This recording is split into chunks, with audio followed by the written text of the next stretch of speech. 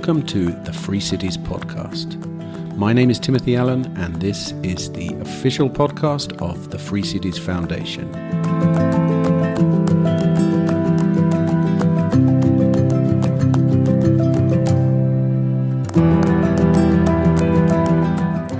Hello, and welcome to the Free Cities Podcast, episode 26. It's going to be a brief intro this morning, since this is a pretty self-explanatory episode. A couple of weeks ago, whilst I was in Montenegro attending the New Cities and Network States weekend at Zuzalu, I got to sit down with one of the founders of Próspera, Gabriel Delgado, and he ran over the latest news from the project, including buildings and infrastructure progress, as well as future plans and an update on their ongoing complications with the Honduran government. With regards to why we were in Montenegro, for those of you that don't know, Zuzalu is an experimental 2-month pop-up city and gathering at a beautiful coastal location in the country. It began on March the 25th with about 100 to 150 residents arriving, who've since been spending their weekdays co-working and their weekends attending talks and mini-conferences on themes including synthetic biology, technology for privacy, public goods, longevity, and of course governance, which is why we were there. The group will remain on the site until the end of May. Myself, Titus Gable and Peter Young were at Zuzalu, flying the flag for the Free Cities Foundation, and I have to say that it was quite an enlightening experience for me, in particular for helping me understand the many different facets of this movement and how our ideas fit into the ecosystem as a whole. Anyway, here's the Próspera update from Gabe. Don't forget to subscribe and review us if you so desire, and you can send feedback via our social media channels. And in the meantime, of course, as always, just sit back, relax, and enjoy my conversation with Gabriel Delgado.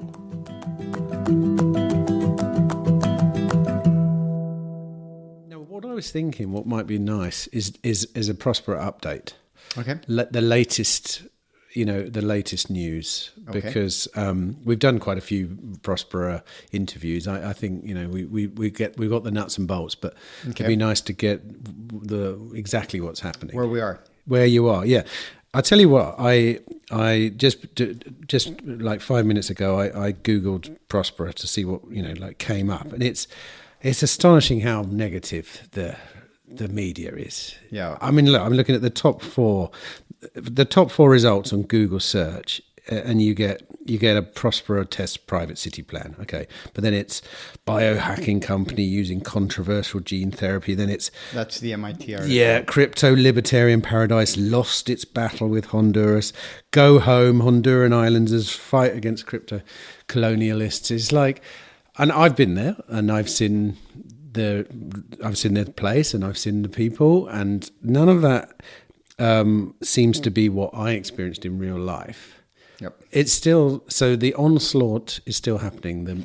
I think it's an ideological onslaught, really, more than anything. It's people have a certain perspective of what the world should be like, and we don't fit into that norm, and so if you look at like the MIT piece, for example, it really was a hit piece. I asked, there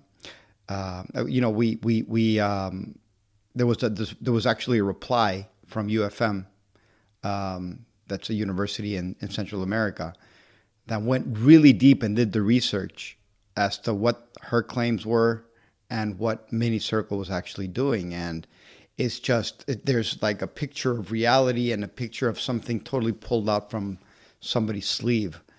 It's disappointing because I don't mind criticism that is legitimate, because we can use that to improve our system. What's really discouraging is when you get criticized for things that aren't really reality, and then there's really nothing to do about it, because what are you gonna correct for? And there's nothing to correct for. It's really an attack just because of an attack. So, but at this point, we don't get discouraged anymore. We are moving forward, putting our best effort It's all a voluntary system anyway. Nobody has to go and do any biohacking stuff, what they call biohacking, which, by the way, is not biohacking. It's legitimate stage 1 clinical trials. And if they don't want to, because you signed this contract saying, yes, I volunteer for this. So what about this one then? Crypto libertarian paradise Próspera just lost its battle with Honduras. I take it that's not true. That's new to me. We're still building, and we have companies setting up, and I take it if we had lost the battle, we'd be shutting down, maybe selling some assets. None of that's even close. The reality is we have right now about 1,000 residents, about 300 companies set up. And so that's ramping up. What typically happens is, much as you must have experienced, when you get there and you actually talk to the people, not some of the foreigners like myself, even though I'm from neighboring Guatemala. So I'm really a next door neighbor in this case. But really the people in the communities next door, the people that work there, the people that are working on the buildings, they're just enamored of what we're doing, for the most part, I would say. And it's really helps move you forward, Yeah. And just the classic Look at more. The classic is The Guardian. Go home. Honduran islanders fight against crypto colonialists, which, we did a on the ground survey of how many colonialists there actually were, and I believe I don't know what the ratio is. It's like 99% Hondurans or something. Do you know what it is off the top? By law, it's supposed to be 90% of employees are Honduran. So if we go home, whatever number we have lose their jobs, basically, and thanks to The Guardian and others who, propose this thing. Yeah. Of course, articles like that don't encourage anybody to come. Well, Gabe, why don't you just explain who you are and what your connection with Próspera is then, maybe, and then let's go into a quick update on all the latest developments, and then I'll put this one out quite soon, I think. Okay, sounds great. So my name is Gabriel Delgado. People call me Gabe. I'm the co-founder of Próspera. I've been involved in these types of zones since 2009. So it's taken a while and a good chunk of a good decade plus of my life. We launched in 2017. I felt very, very, very hopeful for my region that we could get this off the ground, because the reality is reforming these countries in Central America and other places, it's just so hard. And the incentives are so misaligned, so completely misaligned, that my perspective is, after trying to reform in country, is that you have to find a way to reform outside of the system. So I became involved in 2009. This is my fourth try. I did one try in Guatemala, 2 previous tries in Honduras, and this third try in Honduras was the charm. We actually got everything off the ground and been operational. There's buildings on the ground. There's employees. There's people living and thriving there. So it's great. Can you talk, before we go into Próspera, can you just talk a little bit about the ones that didn't work and what happened? So what happened was, I'm affiliated with UFM in Guatemala, this university. And the president of UFM at the time pointed to the fact that Honduras was doing a really interesting reform internally. They were going to create these special autonomous regions inside the country, very similar to what Hong Kong had been. He told a number of us, this is really amazing. He explained why. I, of course, immediately got it. I got very, very enthusiastic, and I formed a group in Guatemala to try to lobby the incoming government to do the same. So we met with them a number of times. The party that won going into power, I met with the Minister of Economics, and he said, this should be the emblematic project of the government going in. So I was very enthusiastic that, we had a chance to get it done. And immediately when they took over in government, they just got swallowed by the system and mired in the bog and just could not move forward with anything that we tried. So I insisted a couple of times. I saw that it wasn't going anywhere. So I decided that Honduras was so far ahead of the game already, just in the framework that they had created, that the most logical thing to do was to actually make sure that Honduras got off the ground. And then when they got off the ground and it was successful there, all of the countries in the region would have to react just because of competition. Kind of like what's happened with El Salvador these days in Bitcoin, and all of the attention that's attracted. Yeah, so then I became involved with a group in Honduras. We actually signed an MOU with the government. The project had been under a regime that was decreed unconstitutional by the Honduran government. It was called the Special Economic Development Regions. So they declared unconstitutional. The project fell off the charts, fell off the possibilities of being enabled. So the government, the guys in the Honduran government who had created the system, basically fixed the unconstitutionalities and presented a new project of what eventually became the ZEDES, the regime we're under right now.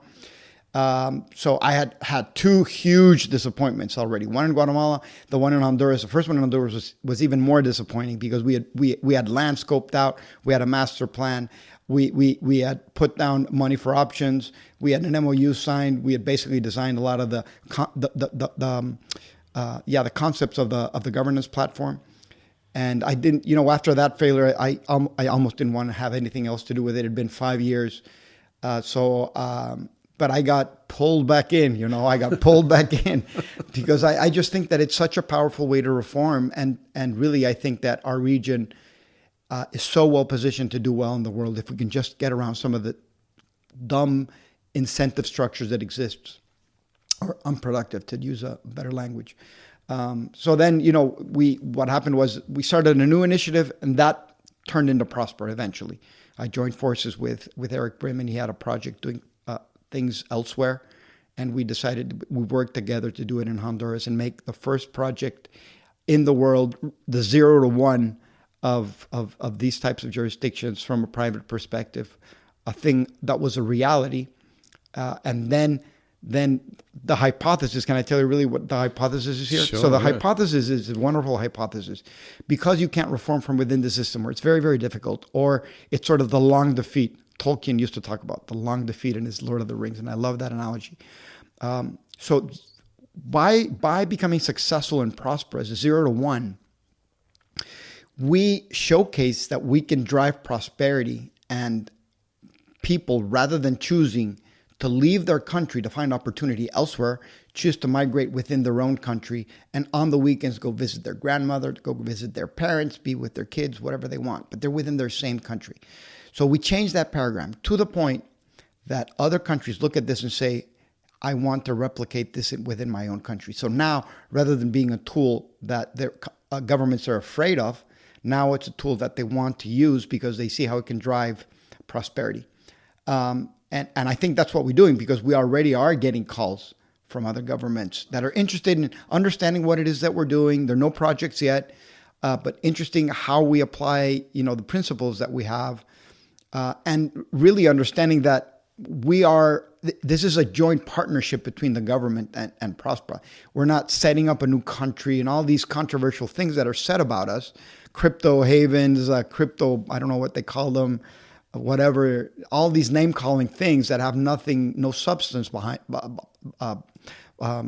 them, but really are this tool in the arsenal. And it's a beautiful thing to watch. Are you allowed to mention who's been knocking on the door saying we'd like to maybe replicate this model? I'm not, unfortunately. Too bad. But I will say that the conversations are happening at interesting levels. So it's not just some random person, because we get a lot of that.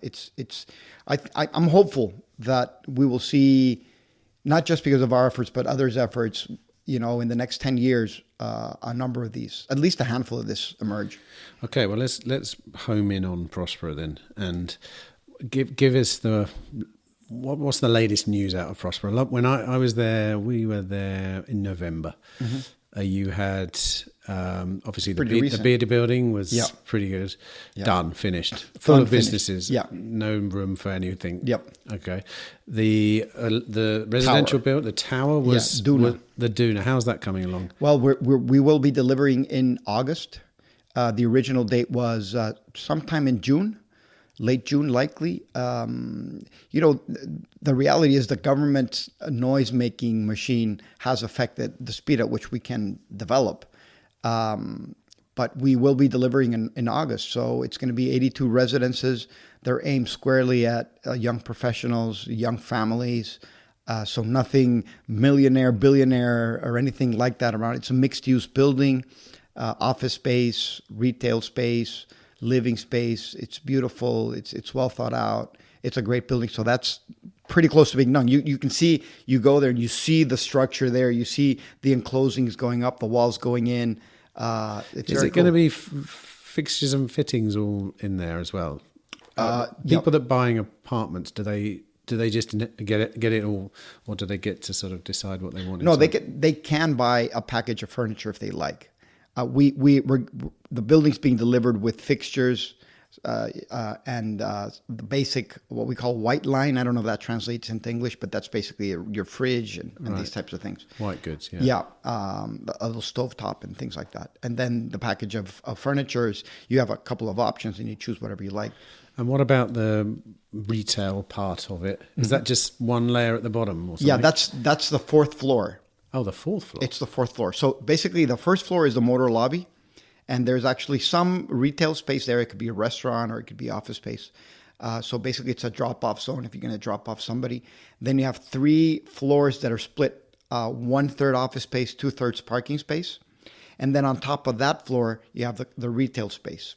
And it's the views. I mean, you're invited to come have coffee on that level because it's just stunning. You have the Caribbean Sea, the reef, the colors of the water. It's just stunning, stunning, stunning.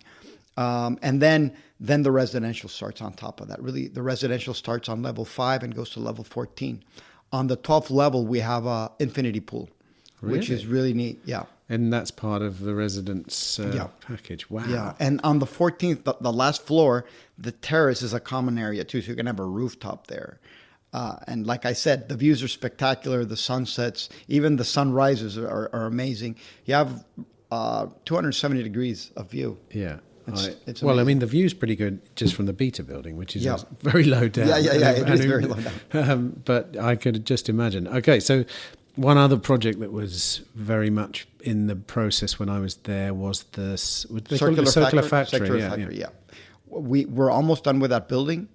Can you explain what it is Yes, circular factory is a specialized woodwork shop, I guess. It uses robots to take raw materials from Honduras, mainly wood, from certified forests, for example, and they're brought over. The wood is then taken by the robots, and it's cut into pieces of designs by different architectures in a manner that saves a lot of, it's more efficient in just the way it cuts the wood and it layers the wood together. It becomes cross-laminated timber that's very structurally sound. And you use that in buildings for either decorative parts or you can actually use it for the building itself. So Circular Factory seeks to improve the delivery time on buildings, both large and small. The first buildings we're going to be using with Circular Factory, the first buildings we'll be delivering are what we call Bayaboo, which is Zaha Hadid designed units. What did you call them? Bayaboo. B-A-Y. Yeah. U. No, let me see. B-A-Y-A-B-U. Bayaboo. Is that a Honduran word or something? That's a Honduran word. It just slipped my mind what it means. Right. I know Duna is also a word, a Garifuna word that means wave. Right. So we're looking for these, and for example, Duna isn't our project. It's a Honduran developers project, a company called Apollo, Eric Pizzicalis, who's from San Pedro Sula. Bayaboo is a project that we're doing ourselves, but we're doing it through Circular Factory.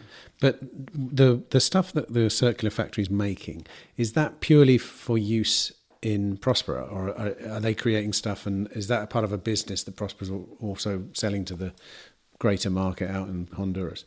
Yeah, Circular Factory is actually an independent company from Próspera.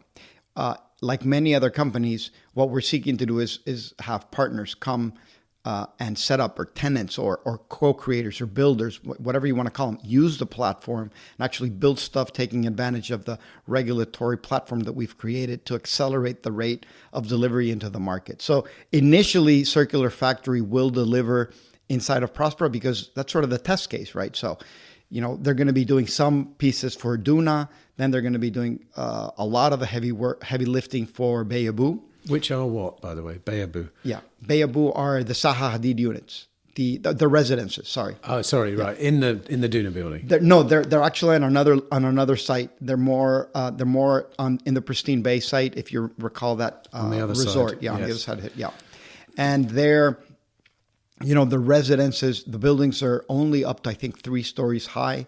The technology is super cool. To choose and design the units, you go online. You have the Unreal Engine, which actually designs the units, and you get to go through a process such as if you were building your own, putting together, online, a special designed, piece of furniture or whatever. You go through a building process that's virtual, and then you put that in your cart on your e-commerce site, and then you hit buy, and that goes into you pay, and then it goes to the factory. It's built in the factory. Wait a minute, but what are they? Residences? Yeah, the residences. Detached residences, or no? They're the pieces are built inside Circular Factory. Yes, but the design is done online separately. But then the pieces form together to create a building. Yes, oh, right, exactly. Gosh. It's a bit of sorry, I wasn't clear enough. No, I wasn't. I thought that side of the bay was kind of finished because there's a lot of buildings there already. But oh, right. So there's plenty of land there that's being plenty of land there. Yeah. Wow. Yeah. So and it's got its own master plan, its own designs. But there'll be residences. There'll be residences, and there'll be some high-end medical clinics there probably as well. Wow, so wellness. That's very 21st century. So you design the building, and then a robot makes it, and then it appears. What? Who builds it then? It's not robots building it as well, is it? It's people. The robots. No. The people put it together. They bolt it together in place. Yeah. You have cranes, and you have some people just assemble the pieces together as you would do a Lego building. Right. A Lego building. And when are the first versions of those going to be out? I believe, so let me think. So we're delivering the building in the next month or so, the Circular Factory building. So the factory will be delivered. Then you need to bring the robots over. We already have them. We just need to bring them over, install them, calibrate them, do some tests. I would say sometime in Q4, we should begin to see some of the Beyabu buildings, the pieces being built. I think first we're gonna create the Duna pieces that are basically curved louvers that go around the building. Right. When I was there as well, there was mention of a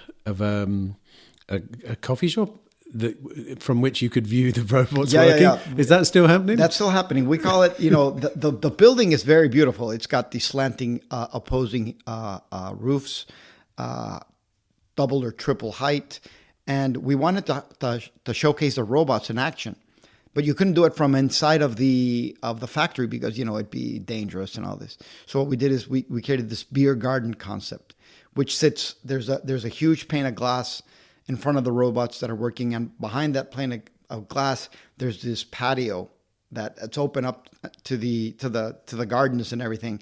And from there, you can have coffee, you can have a beer, and watch the robots just going about cutting and putting together all the pieces. It's actually quite cool and techy. Absolutely. You're telling me, yeah. So what else then? Well, one other thing about Duna is that the current plan is to be able to do drone deliveries to the roof of Duna. From where? From different parts of the island. So from anything from, you want to get a pizza and it's on the west end of the island, the drone flies out there, picks it up and brings it back. We already have the drone company already exists. Already has a company inside of Próspera. We've already tested the drones, and they're the ones setting it up. So that's a very interesting option that we're exploring. Does that exist anywhere else in the world already? There's deliveries of things like medicines. This company that we're partnering with, they're founded in Ecuador. The company's called Aerial Loop. And they deliver medicines and all kinds of things in Quito, in Ecuador. Now they're opening up in one of the cities of Colombia. And it really helps cut down on delivery times for, urgent things from medical devices, but it can also take a couple of pizzas. So what we did with them is that we helped them showcase their model through the regulatory environment. Because going through the regulatory permitting, it takes time in many of these countries, and many politicians don't even know what to expect, right? So they're careful. They don't want to take any risks. So that's what we're doing. I seem to remember in Dubai a number of years ago they were testing that out. Well, they were even testing flying taxis. But I've never heard of it actually. Yeah, coming true. I mean, these guys, what they solved is they do what they call middle mile. So they don't deliver to your home. If you have different homes, they don't deliver to the different homes. They deliver to a central location within the resort or within the condominium, and then you pick it up from there. So the idea would be that it would fly to the rooftop of the building, delivering the rooftop of the building. You go up the stairs, you go grab your pizza, you go grab your pharmacy delivery or whatever you want, and then go down to your apartment. It's phenomenal, isn't it? All the things you can do, right, with a little bit of freedom. Yeah. Okay, so apart from drone pizza deliveries, then what else? What else has happened? That would have to be since I was there. I'm just trying to think. I mean, to be honest, it was November. What are we now? December, January, February. It was almost 6 months ago, and the site was still pretty, I'd say, don't take this the wrong way, primitive. Yeah. The beta building was there. You had dirt road, garden. Well, you had gardens going down to the sea where you were growing plants. And I don't know, what's that? What was that all about? Well, we have a lot of land, and we wanted to do a sort of a garden to market type setup. So we planted corn, and we planted watermelons, and we planted all kinds of different plants that we would consume in the restaurants of the hotel, and people could buy or whatever. And we did. And that's what you saw while you were there. It's still happening. You still go there. You see a bunch of plants, and eventually, what will happen is we'll use that land for other purposes, and then we might grow elsewhere where we have other land. But I will tell you that what's interesting is that when you go there, live there a lot, like I do, you don't notice the progress that much. But when somebody who was there a year ago shows up again, they're like, wow, what happened here? Because there's buildings everywhere, right? There's people, there's buildings, there's activity. And it's very encouraging to see all of that happening.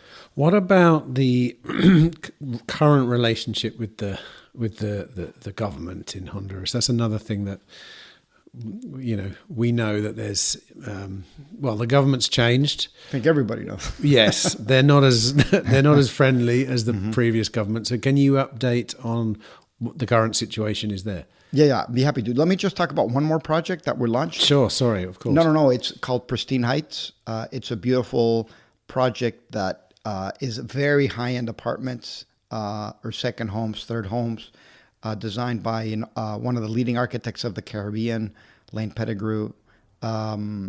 We were probably breaking down ground in September.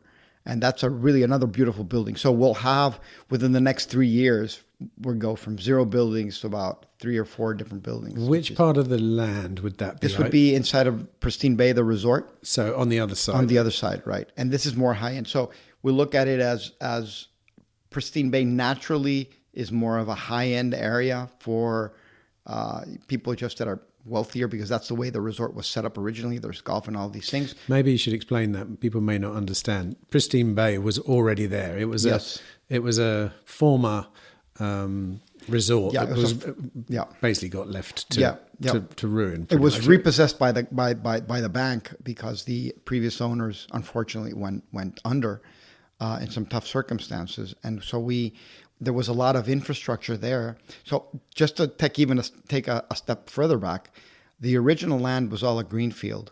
And so we needed to overlay a lot of infrastructure before we can actually get big, interesting things going.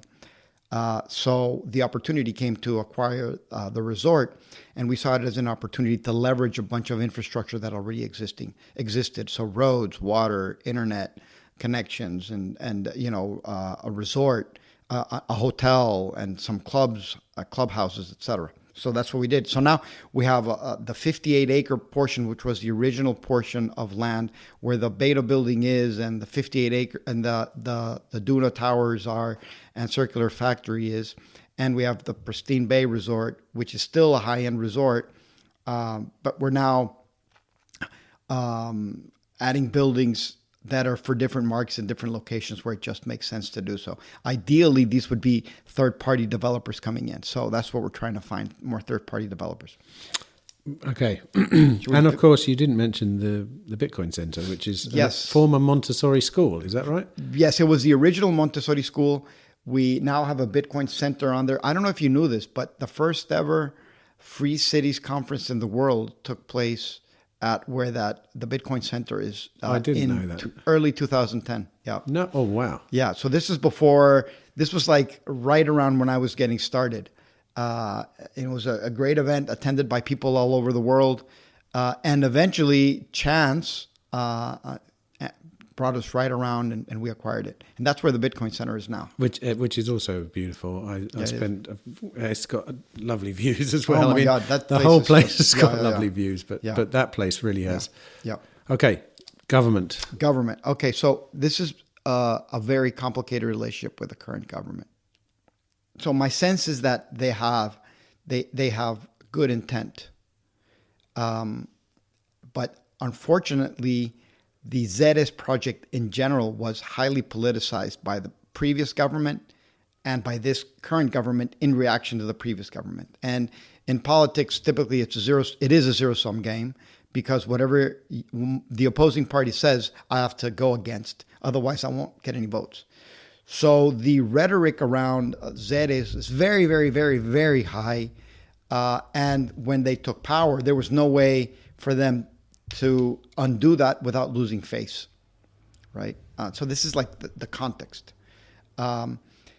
Unfortunately, I think that we were unable, and we have been thus far unable to convince them to really come and take a hard look at what it is that we're doing, and for them to see that the claims against us are just plain false. All these claims of loss of sovereignty, all these claims of corruption, of abuse, of all the things, that we're accused now in some of these articles. The best way to figure out if that's true is to come and visit and actually look at the facts on the ground. Now, that's not happened. We've not been able to convince them to. And so that in the last year, which was the first year of government, deteriorated the relationship from the perspective of just being able to sit down and talk openly about what was going on. Now we have investors, we have fiduciary duties to our investors. So we have our company is founded in the U.S. It's a Delaware corporation. So we're under the Treaty of CAFTA, the Central America Free Trade Agreement, and that gives us a right to make sure that the government respects our acquired rights as investors, and that's what we did through arbitration. We presented a case at the end of last year. It's a very serious case. We hope that it's a motivator for conversations. We really want to resolve this, and we want to be able to execute on the great project that's a great tool for Hondurans. Can I ask though, the free trade agreement that you're in your conversations with the government, or in your lawsuit? It's an arbitration case. All right. Yeah.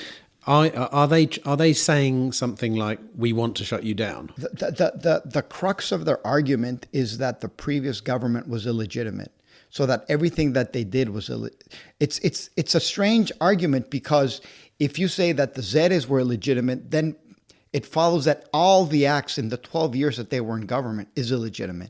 And how do you reset back the 12 years? It just doesn't follow. But also, how are this illegitimate if they were voted in? I suppose. Right. So it doesn't make sense. They say it's illegitimate because it was the party that it's in power is the one that came into power after. It's a little bit complicated, so bear with me. The government that enabled the Zeta regimes was the party that participated in the exile of the current president's husband, right? So they view it as sort of a personal attack on the president, I think. So they think that this is the government that was there before was the sort of a coup d'etat government, so a de facto government, and they call everything that they did illegitimate, basically. Right. So it's really, I think it's really political rhetoric more than anything else. It's just a way to make sure that you have power.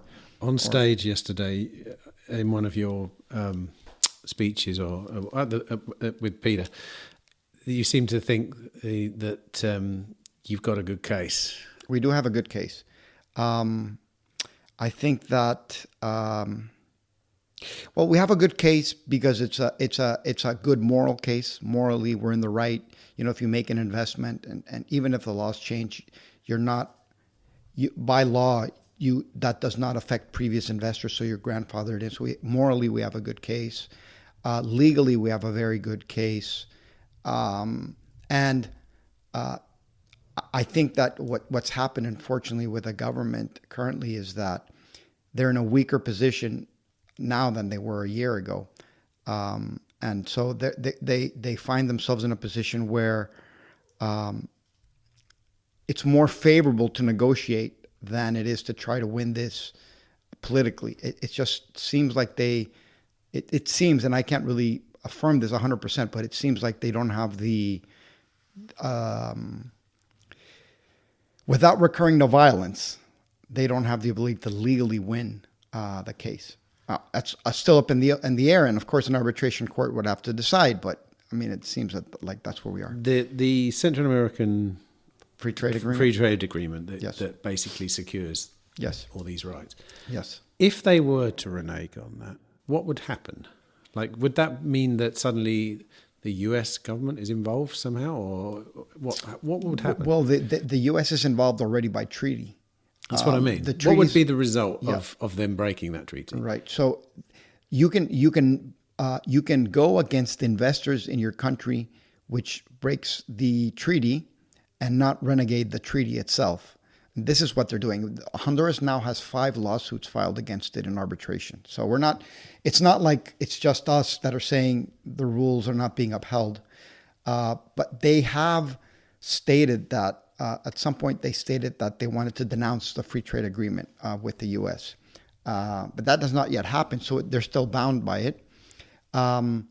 So what would happen is, in the way they have acted, they have triggered a bunch of clauses in the treaty that favor the investor, in this case, Próspera. And we wanted to, before we went to arbitration, we wanted to sit down and negotiate these things, but we've been unable to do so. So we had to activate the treaty as it stands today. And the U.S. is indirectly involved because we are U.S. investors primarily. And we're a U.S.-based company. So we check all the boxes as to which companies can act and to make sure that their rights are protected. But would a potential result be sanctions? No. So something like that. So the result. So if in the arbitration, if we're given an award against the country of Honduras, then Honduras, what Honduras would do under normal circumstances is pay the award. Is it a lot? Would it be a lot of money though? Potentially, the arbitration case is for over $10 billion. Wow. So it's a lot of money, but would they be able to afford that? Well, the thing is that the stability agreement that we have is for 50 years. Almost, if you take $500 million, which is the investment amount we're in the process of making, multiply that, carried out the future value of that to 50 years, it's just an enormous amount of money. Yeah. How much would we get? I don't know. Maybe a tenth of that, 20% of that, 30%, whatever amount it is, it's an enormous amount for the country. So there would be a lot of things that could happen or that would have to happen to claim the award. And we don't know what that is really. So what would be the best scenario in which the government would save face and still be able to say, get out without, what would you say that would be? Yeah. I think the best case scenario is for the government to agree to meet with us, at least figure out what it is that we want, what it is that we are seeking to do, what the reality on the ground is. And then from that position, and also from the acquired rights that we have, try to map out what they could do to make sure that we can continue operating with our acquired rights. And then based on that, okay, they go back and they, from a legislation perspective, fix things internally so that we can then be moved from one system to another, or they decide to just respect what we have. Those are the two. And do you have any idea of a timescale on that? Right now, I don't think it's going to happen. I don't think it's going to happen. And the reason I don't think it's going to happen is just because the rhetoric on their side is just continues to be very anti-project. And so it doesn't make sense to me, but it continues to be anti-project. You can see it every few weeks or so. There'll be something. They'll be rattling the saber, you know. Is there still political gain from holding their position? I mean, part of their position is it's kind of like the colonialist side, isn't it? Which you could argue is good at rousing up people in Honduras to say, yeah, go and do, you know. Yeah, the argument is a loss of sovereignty, but it really is not true, because if you look at all the institutions, they're led by Hondurans. Próspera is the promoter of the zone. The highest authorities are all Honduran, and there's elections that happen after a certain threshold of population happens. So you can't even claim that it's undemocratic, because it's not. And then the authorities that actually approve all of the regulations that we have were Honduran. So it's the sovereignty agreement doesn't hold water. But you know what happens. You know how in politics you have to have a sort of a piñata, right? When things get bad in one angle, you just hit the piñata, and everybody pays attention to the piñata. Okay. I feel like Próspera is the piñata, right. Basically. It's a distraction device. What's your best guess then for how this whole thing unfolds? I think that it's hard. I have some scenarios, perhaps, which would be a better way to put it. One scenario is we reached an agreement. I would put that at 10%, about. Another scenario is by the way, in all scenarios, we continue to push forward as we have. Sure. We continue to invest, to create jobs, bring money to Honduras, as difficult as it can get. Another scenario is that basically the government, as all governments in Latin America, when their terms advance, they begin to lose more and more political power. They're less able to act without acting through violence. Violence is always an option, and hopefully we won't get to that. So in that scenario, basically what would happen is we would basically wait for a new government to come in and negotiate with a new government. When's that? It's still out, pretty far out, 2.5 years or so, almost 3. And what's the current? What are the opinion polls with the current? It's still too far out to say. It's too far out to say, and things can change quite quickly in these countries. So you think somebody's going to win, and then they don't win. But even if the same party won, whomever gets elected of that same party, I think would have a strong incentive to sit down and just figure it out with us. Yeah. Because by the time that comes around, an award may be getting ready to be served. Have you noticed that during the election, it was very much a political tool to totally. And totally. Now they're in power. Is it as important? Is it to now? them? Yes. It's one of their big piñatas that they hit. Every time something bad happens in the country, they want to distract attention and sort of point in another direction, and they use the ZEDES program and Próspera in particular as part of that. But I think what's happened, one of the things I will say that I think has happened, which is quite interesting, is that because all the things they accused us of haven't materialized, there are no corrupt politicians, and we actually have third-party studies highlighting that we have no politically exposed people, no criminals of any type. We have, the whole KYC that we've done, both to our residents and to our investors, is very, very strong. So there's no corruption involved. Then there's no there's investment keeps coming in spite of all the attacks. So before they were saying, oh, there's no investment. Well, now there's a tower that's $12 million tower right there, sitting right there. Their circular factor, another $1.5 million to $2 million. And then they're saying there are no jobs. Well, now we have about 1,000 jobs. So all of these things that are happening the facts are starting to destroy the negative narrative. So people begin to think, well, hold on a second. All these things that they were saying aren't true. Maybe it's not such a bad thing. So maybe we're moving people from negative to neutral. And the people that were neutral, maybe they're starting to go positive. That's what we hope to continue to do. Something I heard from everyone there whenever I brought up the subject of, what happens if, I don't know, the government just steams in and shuts the place down or something. And everyone said, well, look, we're kind of used to that in Central America. It's not going to stop us doing what we're doing. Yeah. The threat of dodgy governments has been around for many years. Yeah. But I don't think that's going to happen, really, because it's a very extreme measure. If that happens, they run the risk of making us victims. Sure. And I think it's not politically it wouldn't work out. And most of the calculation is political for them in this stage. But also the trade agreement would then kick in a major way. Oh, yeah. That would be an international incident. Yeah, that would be an international incident. And it wouldn't be good. No, not at all. Nobody wins. Nobody wins in that scenario. Exactly. I think even politicians can see that one. Yeah. It's not something that you can attach a 0% chance of happening, but it's a low percentage chance of happening. Yeah. Well, what am I missing in the world of Próspera? We continue to have great events that bring entrepreneurs to the island. We just have a health summit happen a few weeks ago. We have a DeFi summit coming up in a few days, 5th to the 7th of May. We have a legal hackathon around DAOs happening on the 10th of May. These are all really important because one of the difficult things in the space is actually getting people to, beyond the intellectual excitement about zones, to actually come down and begin to use them and explore them. So that's super, super exciting. The other very, very exciting thing, I think your longevity fans, which I am one, and your medical innovation fans will have, is that one of the areas we're seeing the most traction is in the biomedical space.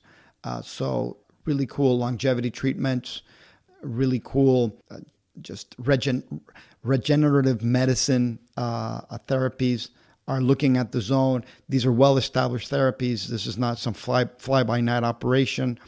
And remember, the zone has a small government, but the laws are very strongly enforced. So you don't have fly-by-night operations come in because it's actually dangerous for them to play in a field like that. So we're seeing a lot of traction there. The second half of the year is also looking, very exciting with more of these things happening, potentially more of these companies coming down and looking at the environment, the buildings being delivered, Duna being delivered, residents moving in, Bay Abu starting, Circular Factory starting. So a lot of activity. And what about the businesses that are there currently? Mm-hmm. In what spaces? Well, yeah, you've got a bank, haven't you? We have a bank. Yeah. We have a bank. We have a lot of crypto companies that are exploring the space. We have a lot of crypto financial rails that we're using. In addition to traditional means, we have a couple of medical clinics. We have traditional construction companies. We have a call center. We have entertainment, just set up a Top Golf within the golfing area. We have Guidepost Montessori, which now has a new location, which is beautiful, right inside of the golf area. What Guidepost? What does that mean? What's that? Guidepost Montessori is one of the most rapidly growing network of Montessori schools around the world, and they set up in Próspera about 2 years ago. So not the school, the actual company that runs the schools. Yes. Oh, okay. Yeah, are you familiar with them? Well, I'm Montessori schools. Yeah, I didn't. Yeah. It never occurred to me that they had well, of course they've got a company that runs them, but well, Montessori is a type of school, and Guidepost runs a network of this types of schools. Right. So will they have a school there as well? They have one. in Próspera? Yeah, they already have one. Oh, so it moved from the Bitcoin building. Yeah. It moved from the Bitcoin building to the inside, to right around the edges of the golf course. So kids ride their bikes, take their golf carts in, and that. We have a university that's a fully online university, and all these are supporting industries that are necessary, to make sure that people that come in with families or are thinking of families have the actual building blocks to be able to live there and work there and play there. Well, I think if you've not got anything else to mention, I can't think of anything. I mean, like I say, I was there relatively recently, and I know I came with Peter from the Free Cities Foundation, and he was there a year before. Yep. And he said obviously the amount that's moved on is astonishing. And in fact, he was holding his breath just in case it wasn't, but it was. And it was astonishing the amount of progress that's happening. You know what? I'll say one more thing. We actually launched what we call the Builders Network. Very cool bounties for things that need to happen within the zone, companies that need to set up, tasks that need to be done that people can come and look at and be a part of, and be a part of constructing and building the city. The fact is that we can't do it alone. As a matter of fact, really big companies do very small things. So we want a lot more builders to come and build alongside us. So we have bounties for a bunch of things, and hopefully this will start the whole more of an effort to get that done. What do you mean to incentivize these people? Yeah, these builders. Describe what a bounty would be then. So a bounty might be, I'll mention a few of them. One of them is come and build a water company, or come build a mortgage company. These are just needs that we know we have, that if people come and build them, they can get these funds. They can be small tasks or large tasks. We're actually taking this off of other sites that actually do this as well. But it's exciting because it further aligns our vision of having partners come and build alongside us. And we are the promoter and organizer, but the city's going to be built in a decentralized fashion, right? So right, yeah, phenomenal. Well, thanks, Gabe, and my pleasure. Good to see you and to get a good update. I think whenever I get the chance, I will, because it's a project that we've all got our eyes on. I mean, it is probably what I'd call the sharp end of the wedge, isn't it? It's the one to watch. Yeah, so good luck, and thank you so much. Thanks for chatting. I hope to see you there in less than a year. Yes. Okay. Then I'll make it a date. Thanks. Okay. Good. Thanks.